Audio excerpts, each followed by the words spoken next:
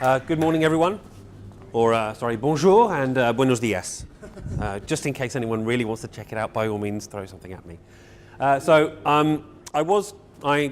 should admit that, as was said before, I am not Richard Bennett. So if you've come expecting to see a taller version of a speaker from Avaya, then I'm sorry, you've only got the short, portable, travel version of a speaker from Avaya. But luckily we have speaker redundancy within Avaya, and so therefore we can replace a speaker at short notice. The contract that we have with Pennine Telecom allows them to have a 4-hour turnaround in speakers should one fail and need to go elsewhere. And it's that sort of redundancy feature that people need. Sorry, I'm just hearing myself coming back. Excellent presentation, by the way, sir. And Skynet is happening. I admire the fact that you can tell a 10-year-old not to use technology. Because I find it difficult to stop a 2-year-old from using technology. She tries to zoom on magazines. She tries to, flip pages on the television. And the only way to eat is with Barbie Life in the Dream House. It was Charlie and Lola, but she's grown out of that. She's 2 years old. She's moved on a bit. I agree with a lot of the things there, particularly the self-serving one about video. Now, we've all talked about this, technology coming around, and hey, we all do it. How many people here do not have a smartphone? How many people here do not have a device or 2 devices? Did they bring 2 devices that have webcams built into them, video cameras built into them? Right, so we all do it. What I would like to echo from Ian's presentation is that whilst this technology is all around us, the one thing that it is trying to do at this moment is to enhance our humanness, our humanity. And video is a prime example of that. Yes, we can communicate with people via voice. Yes, we can send text. Yes, we can automate processes. So when I look at something on Facebook, my friends know what I've been looking and I can send messages. But all we're doing is we're just enhancing our humanity. We're communicating with people. And no technology does that or exemplifies that better than video. Why did you come here? Because you want to see a person present. You want to hear them, but you want to see them present. You want to feel that interaction. You could look at these slides, review them in your own time, but it's not the same thing as having that face-to-face interaction, like here or over a coffee. And so that is one of the key messages that Avaya supports and is bringing forward. So I'm just going to go through a few home truths. I think these are universal truths. If anyone disagrees with any of these statements up here, by all means, feel free to raise your hand and debate or argue the case for them or against them. 1, there are only 24 hours in the day, and barring minor variations in Earth rotation or a direct comet hit, that's not going to change. Yes, we get a little picosecond at the end of every year or something like that, but it's 24 hours, not increasing massively. Okay, good. We are not being asked to do less than we were yesterday. The demands on us are growing. We need to be more and more productive. Oh, sorry, unless you're French.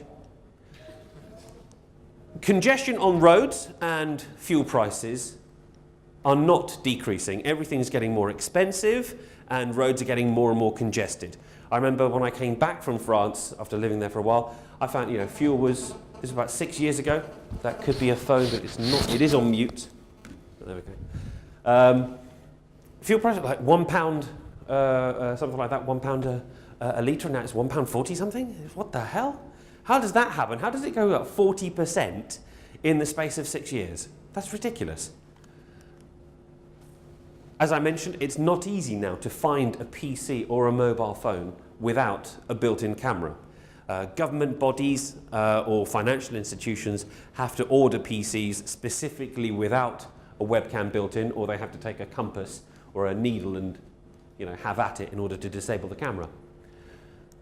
Obstacles to video conferencing have mostly disappeared. We're all used to using either consumer-grade video conferencing, something like Skype or something like FaceTime, or we use video conferencing in the workplace with endpoints and so on. How many organizations here actually use video conferencing in the workplace? 3, a smattering, 4, 5. Okay, Avaya partners don't count. Sorry. That's disappeared. Who remembers back in the 1990s a combination of lack of technology, but also lack of adoption. On the technology side, it wasn't fantastic video.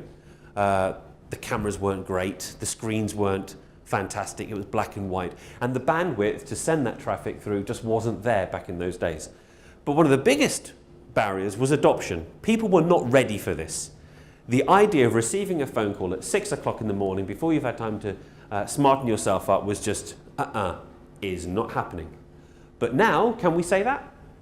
I think we're all ready. If your phone rings and it's a FaceTime or a Skype call at 8 o'clock in the morning, you'll generally take it and you'll do a FaceTime. You're not as bothered about it. Obviously, your own mileage might vary, but typically we're not averse to being on video in the same way that we were before. The more people that can use a solution, the more viable that solution becomes. Case in point, telephones. Alexander Graham Bell makes one telephone, absolutely useless. Nice proof of concept, nothing else. Makes two, okay, it's going to save him a trip to the parlour from the lab. Makes three, he can now ask someone to run the bath for him. But when everyone in the world has a mobile phone, then that becomes a ubiquitous piece of technology, becomes a tool that everyone needs to use. Any disagreement so far? Most organisations don't know exactly how much video conferencing they're going to use, if they haven't adopted it already. And so they like something that allows them to start with a very, very smallest amount and grow it as they see fit, but at no way block any one of their potential participants from using video. Fair enough? This is pretty much a very self-serving slide, I should say. Any organisation with knowledge-based workers will benefit from video conferencing. Anyone here cleans windows for a living? No? You're not going to find it useful, I admit. It's not for everyone. But if you're a knowledge-based worker, you're going to find it useful, particularly if you start looking at geographically distributed organisations. And that doesn't have to be international, but it can be in the same city, county, country, or indeed continent, that you start to benefit from reducing those travel times. So, before I go on any further, anyone disagree with those previous statements, universal home truths? Okay, good. So, what is it that drives demands within organisations to adopt some technology? So, one of them is ROI. And in the case of video conferencing, ROI is one of the clearest benefits from it, because anyone can do the maths to say, how many trips did I avoid taking? How long would those trips taken me? How much would it have cost for those flights, those trains, and those hotel stays, and those restaurant bills, and the nightclubs, and the so on, and the things that can never be mentioned. So you can save money, obviously. You can also increase effectiveness and productivity. We've noticed inside Avaya, our own organisation, meetings are shorter. People don't spend so much time having to re-explain things, because if you see people face to face, you can gauge how much they're taking on board and change your tone slightly or go into the subject a bit more deeply until the look of blank bewilderment disappears from their face. You can create a link between a face and an action which doesn't exist in voice. When you're on a phone call, how many people here use audio conferences, like where they have 3 or more participants in an audio conference on a regular basis? Again, Avaya and Avaya partners need not apply. You know it's all too easy to be in a call and someone says, can someone do that? Yeah. But it's not real engagement. You said yeah, but who really said it? And what did you really agree to? You didn't see my eyes look at your eyes and say, yes, I will do that. And if I don't do that, I'm an out-and-out liar, because I gave you that verbal and that visual cue. How many people here on those self-same conference calls believe that not themselves, but other people are doing other things whilst that audio call is taking place? Not yourselves, I know it's not you, but you know those other people on those calls do. You know they're checking email, or they're like those naughty British Airways employees checking Facebook all the time and their bids on eBay and so forth. BA never heard of a whitelist. Have they never heard of a whitelist? That was circa 94, I think, that we had a whitelist in our organisation. It can also help you discover new business opportunities, and this is really the art of the possible. It's limited only by your imagination. Where can you leverage your technology, not just to save you money, to increase effectiveness of your workforce, but also how can you use it to generate more business? Can any one of your technologies offer you that ability to get more customers, address new markets, expand into new territories, offer a completely new service in a new way? And for this, it really is a case of looking at what you do and thinking, okay, can this piece of technology, can it help me? And that's where, working with a partner like Pennine, you need to brainstorm it and see, can I offer this? I believe there's quite a few educational establishments here. That's an absolute, video conferencing, for example, is a no-brainer almost in terms of expanding your campus reach, but also expanding your the people who you can get to present to your campus. So I was dealing with a university based, I think, in Qatar. I think it was Qatar. It was one of the Arab states. Put it this way: they're not short of a bob or two. Okay, not short of a bob or two, and fuel prices increasing kind of helps them. Their problem is not getting people, is not having the money to fund education. They don't have a problem with that. Their problem is also not having, is not trying to fund poor students to have the funds to pay for the education, because everyone has a right and has plenty of money to go to university. The problem that they needed to overcome was, how do I stop them from going to Los Angeles, or going to Massachusetts, or going to Stanford for their university education? Because they can just, hey, I decided to do my train somewhere else. I will go elsewhere. I do not know what to do here. I will be like American. And so they could do that, no problem. So what do they need to do? They needed to make their courses much more attractive. How did they do that? They could start bringing those same Massachusetts or Stanford or MIT type presenters into their campus to present to their alumni, wherever those alumni happen to be. Maybe still over in the States. Executive decision. Some people just adopt technology like video conferencing purely because an executive says, I want it. I want it per site, I want it per location, I want it per direct report. When we do the numbers at the end of the quarter, I want to look into that person's eye and I want to see their forehead, and I want to see whether they're sweating or whether they're calm and collected when they're telling me the numbers. I want that face-to-face contact, but I don't want to have to travel to see them, and I don't want them wasting time coming to see me. They should be doing their work, and then I should need to see them. And lastly, people buy technology because it's just to improve or replace what they currently have. Maybe it's an aging system, maybe it doesn't do all of the things that they need. They need to add things in the video world like integration into UC applications. They need to add recording, they need to support bring your own device adoption, and so on. Avaya provides all of this. We address each of those concerns around those inalienable universal truths. We address those issues that drive people to adopt a new technology in terms of saving money, in terms of improving relationships, in terms of creating new business opportunities, and we enable it for small, medium, and large organizations. We provide technology which is available on the widest range of devices.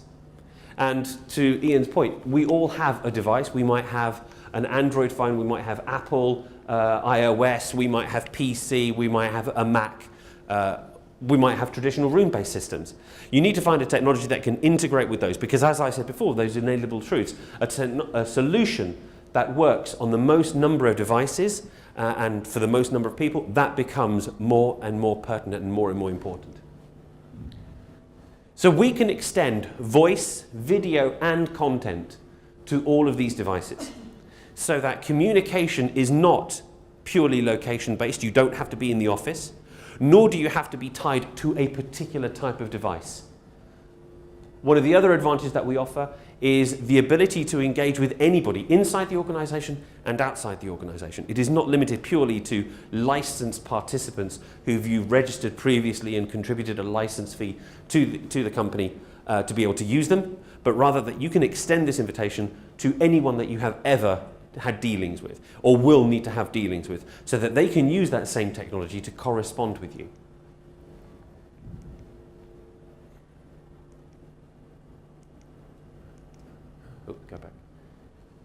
one of the key elements about video conferencing in particular is adoption. As I said in the example about Amstrad, it was technology that was available way ahead of its time. It was groundbreaking in its time, but the adoption wasn't there. People were not ready for it.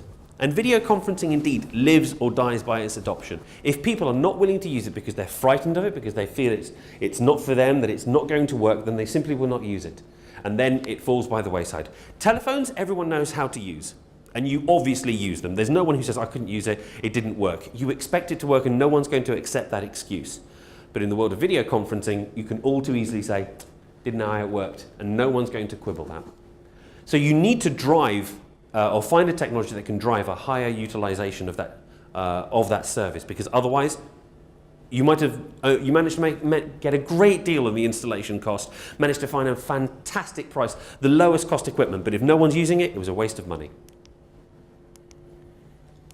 Now, for most of us, the first introduction that we will have had to video conferencing would have been something like Skype or net meeting in its day.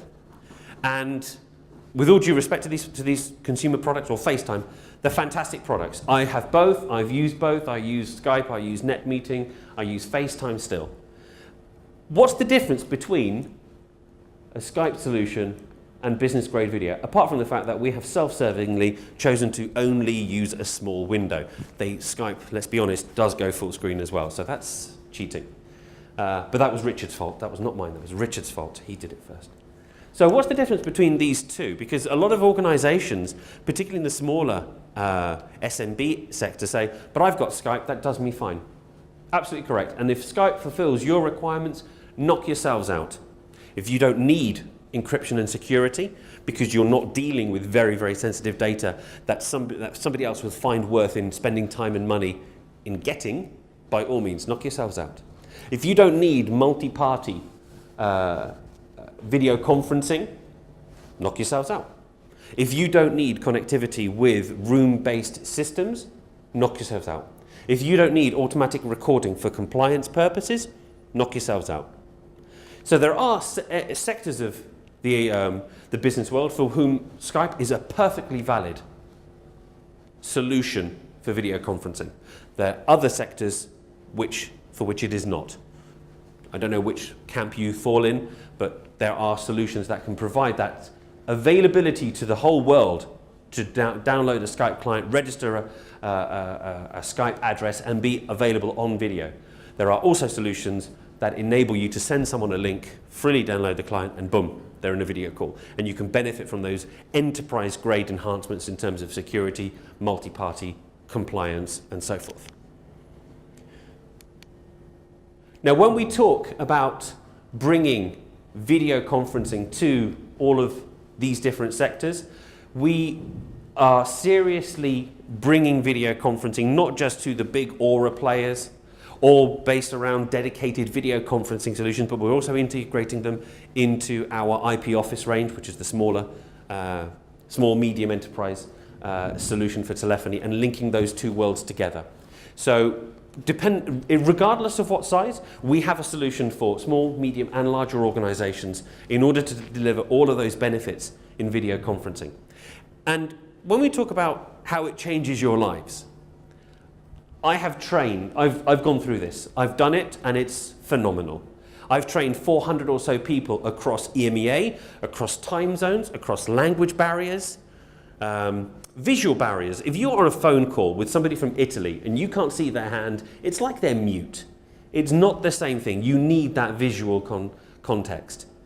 I had all of those clues. I had all of that information because I trained all of these people through sessions purely via video. The only two places that I didn't need to do, that I had to go in person, one was London, because I couldn't trust them to use the equipment properly. That was a cheap jibe at the Southerners for the local audience. And the other one was Paris, France, because they had another set of customers they wanted me to visit, and hell, it was Paris, France. But apart from that, I did everything via video. I trained Russians, Middle Eastern colleagues, South African colleagues, and I saw them face to face.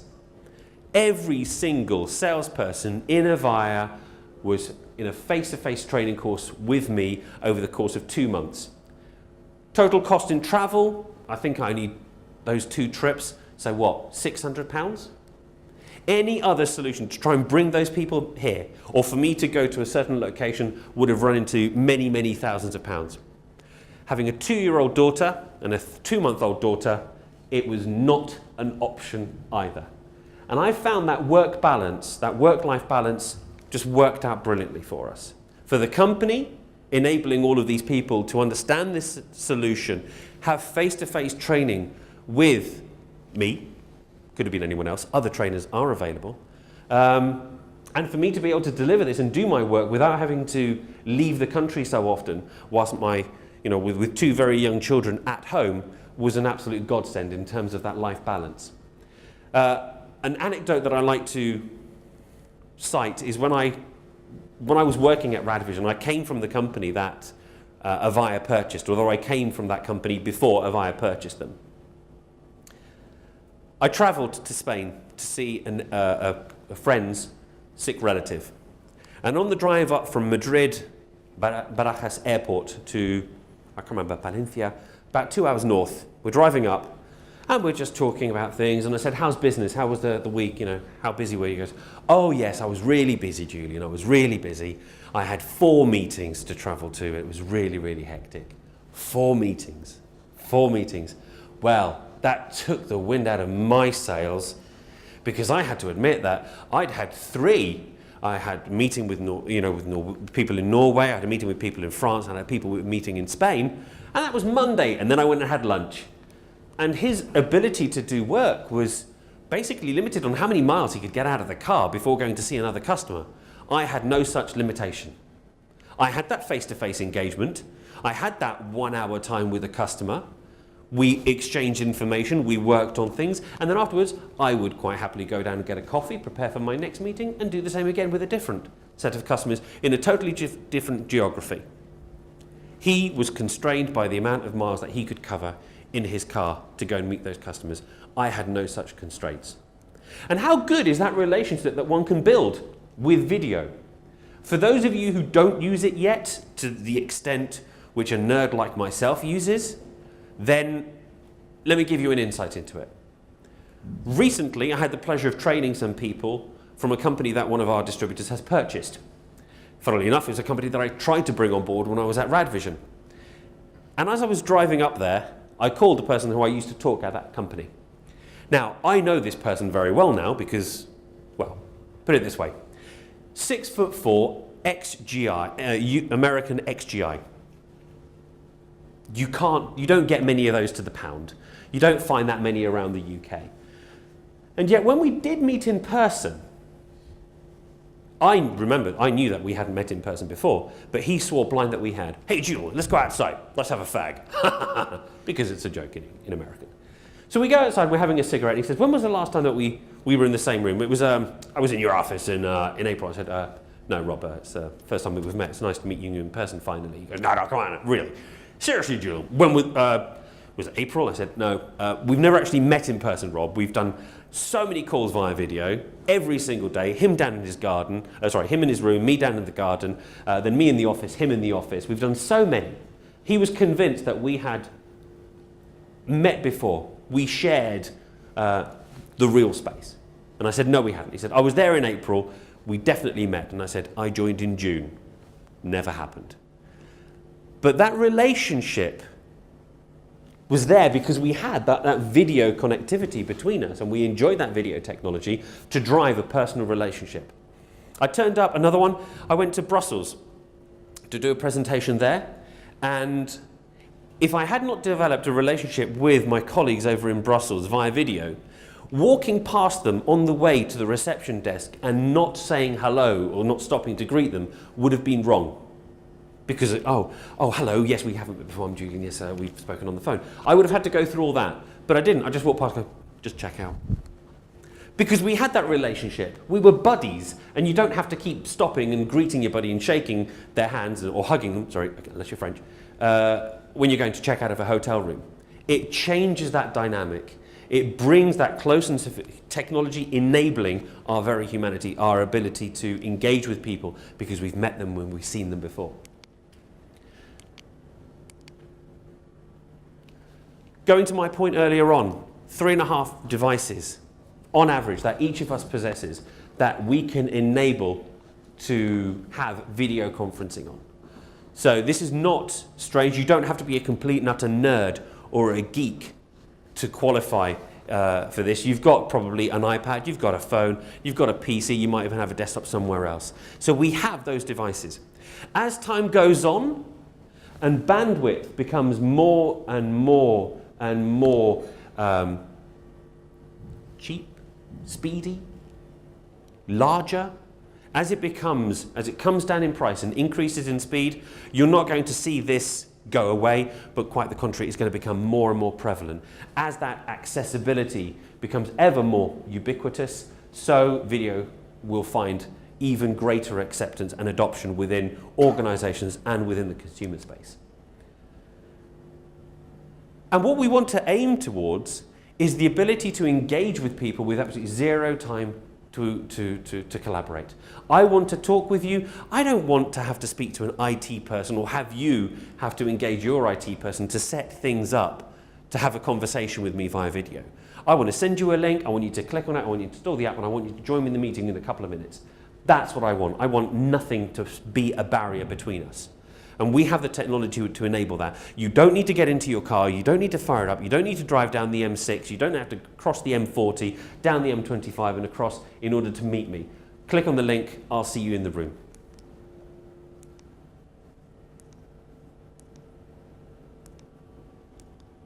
All right, hold on, go back.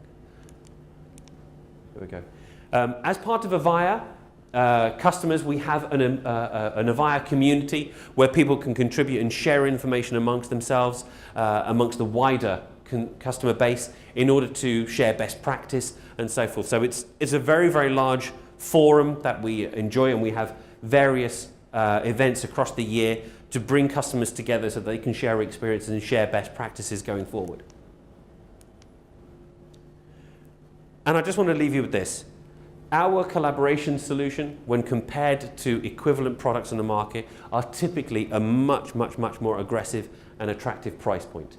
All of the advantages that I talked about before still remain, but in terms of adopting that technology from a cost point of view, much more attractive. And I think with that, I will now leave the floor. Thank you very much.